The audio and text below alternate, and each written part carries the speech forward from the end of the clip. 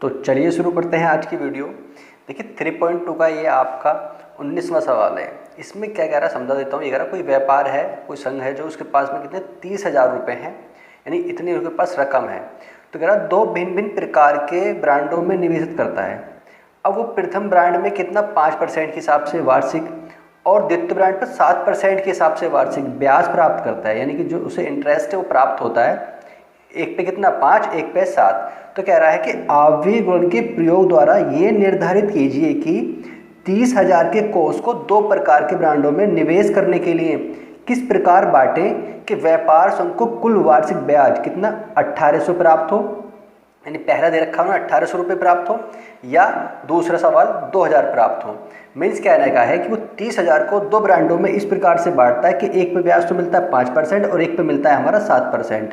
तो कहना चाह रहा है कि वो किस तरीके से किस प्रकार से बांटे कि एक से प्राप्त कितना हो 1800 प्राप्त हो और एक से कितना 2000 प्राप्त हो। तो चलिए इसको हम करते हैं।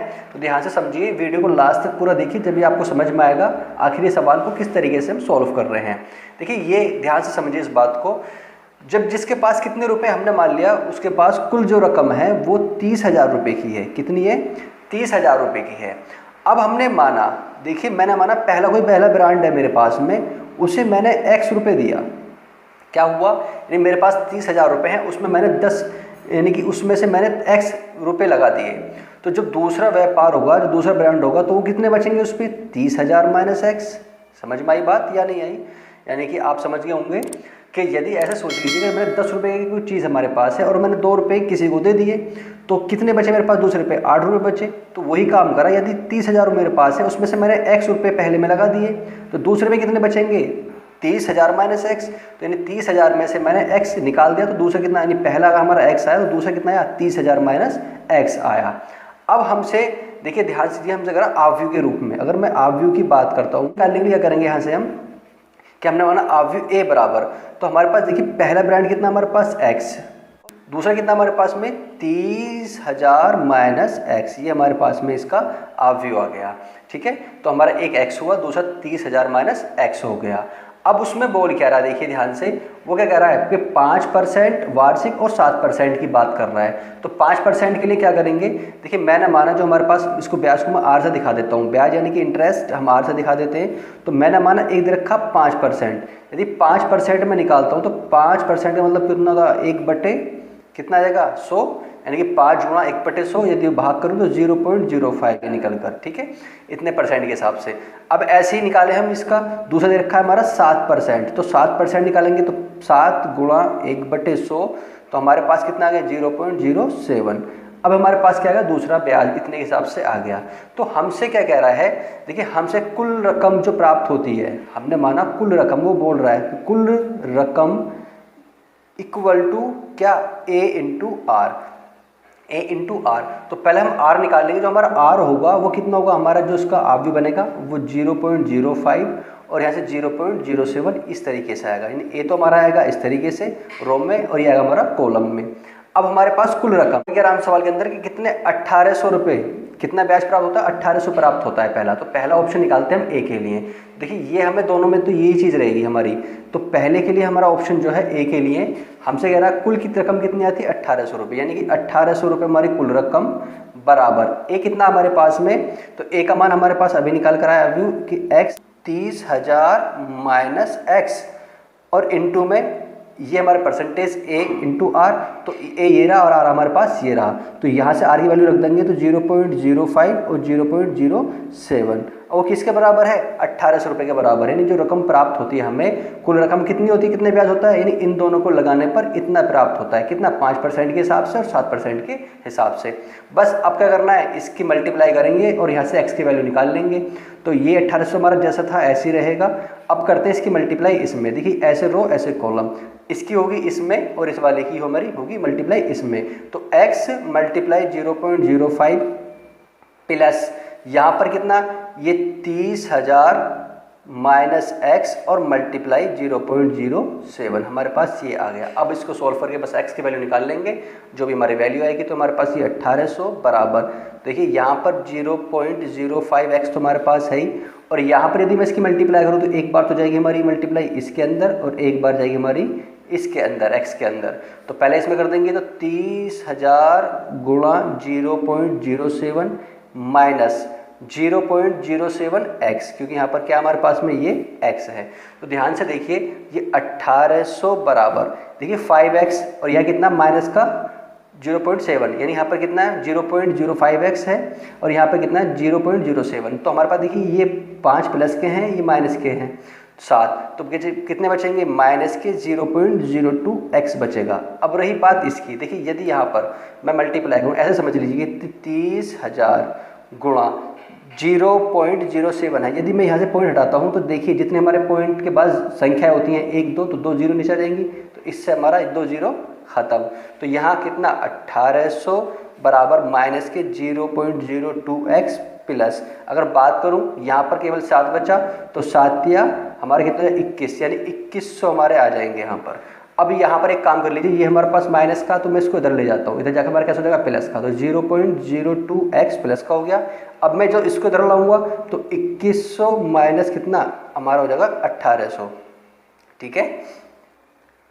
अब देखिए इसको हम क्या करेंगे, इसमें से घटा लेते हैं। तो देखिए यहाँ पर 0.02x हमारे पास है ही, और जब यहाँ से हटाएंगे, यहाँ से 21 में से 18 जाएगा तो हमारा कितना आ जाएगा 300 हमारे पास आ जाएगा। अब देखिए यहाँ पर कितना है 0.2x, हमें x की वैल्यू निकालनी है, तो अगर मैं x की बात करूँ तो x इक्वल टू तो 300 अपॉन नीचे कितना है 0.02 हमारे पास आ गया। देखिए जब मैं यहाँ से हटाता हूँ तो 0 हटाऊंगा तो ऊपर 2 जीरो हमारे पास बढ़ जाएंगी, तो कितना जो हमारे पास में ये हो जाएगा हमारे पास 30,000, ठीक है 30,000 बटे 2।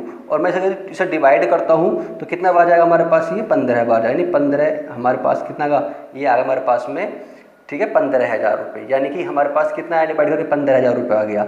यानी कि x बराबर कितना है हमारे पास में, जो पहला हमारे पास में वो कितना आया 15,000 आया। और यदि दूसरे की बात करता हूँ तो दूसरे में से करूँगा 30,000 माइनस x था हमारे पास में, वही तो था, उसमें से 15,000 हम यदि घटा देते हैं तो कितना आएगा दूसरा भी, वो भी हमारा कितना आएगा 15,000 हमारे पास वो आएगा। यानी कि जो पहली हमारे पास है उसको 15,000 रुपये, और दूसरे पे कितना लगाया हमने, उस पर भी हमने 15,000 रुपये लगाए हैं।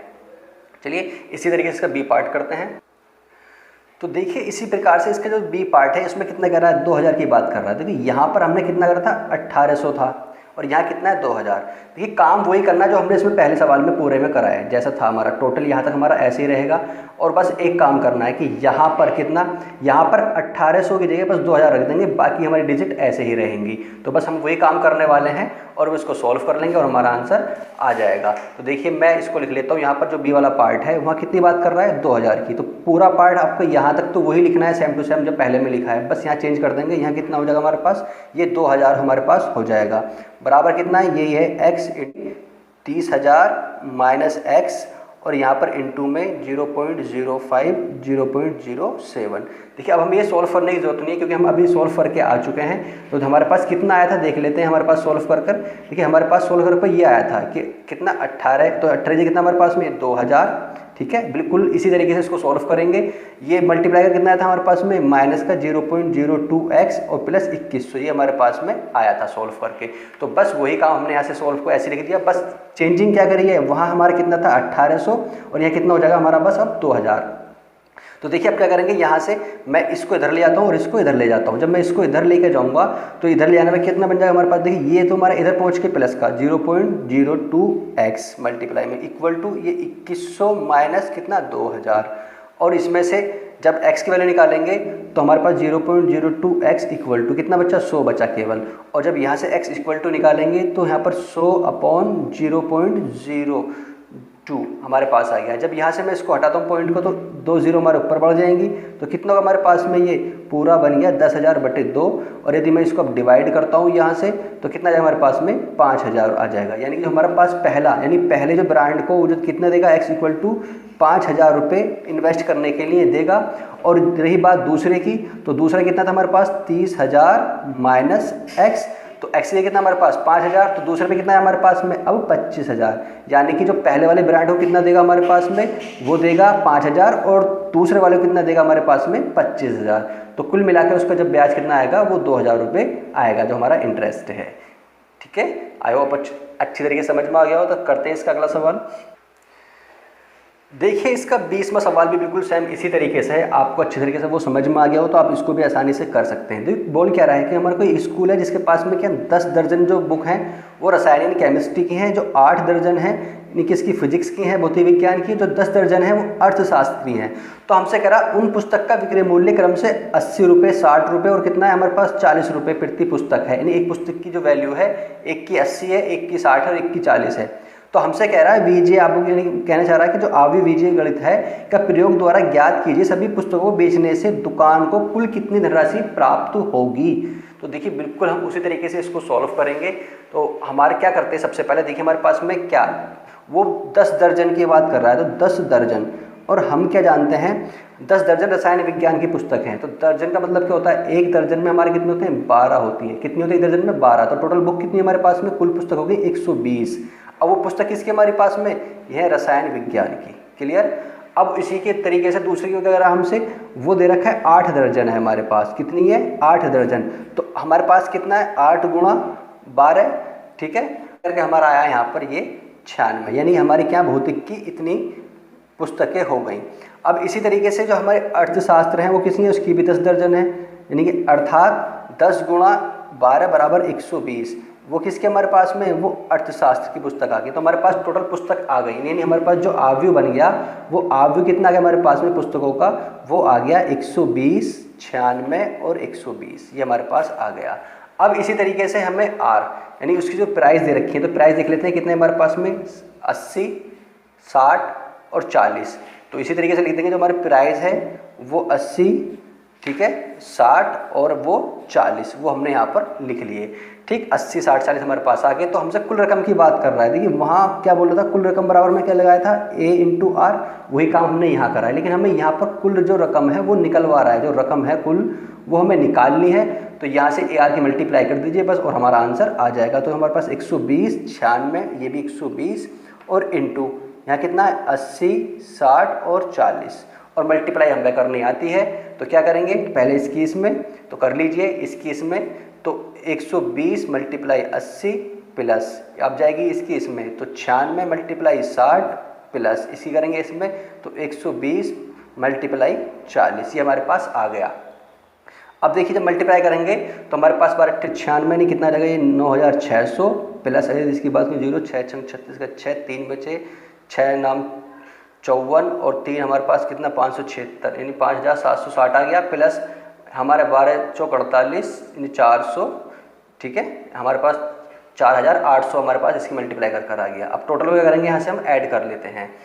तो ऐड कर लीजिए। देखिए जब मैं इसको ऐड करता हूँ तो 0 0 0 तक तो 0 हमारे पास ये आ गई। उसके बाद चलते हैं दूसरे पे, यहाँ 0 है तो यहाँ 6 और यहाँ भी केवल 0 है तो 6 आ जाएगा। यहाँ करते तो 8 8 7 15 15 6 21 का 1 2 बचे, 4 और 2 6 6 हमारे पास 5 11 और 20 यानी कितना का हमारे पास में ये 20,160 रुपये कुल रकम हमारे पास इसकी आ गई। ये हमारा क्या है, इसका आंसर है। तो आपको अच्छी तरीके से समझ में आ गया होगा, तो इसको कॉपी पे अच्छी तरीके से निकाल कर देखें, ये एग्ज़ाम के लिए इम्पोर्टेंट क्वेश्चन है।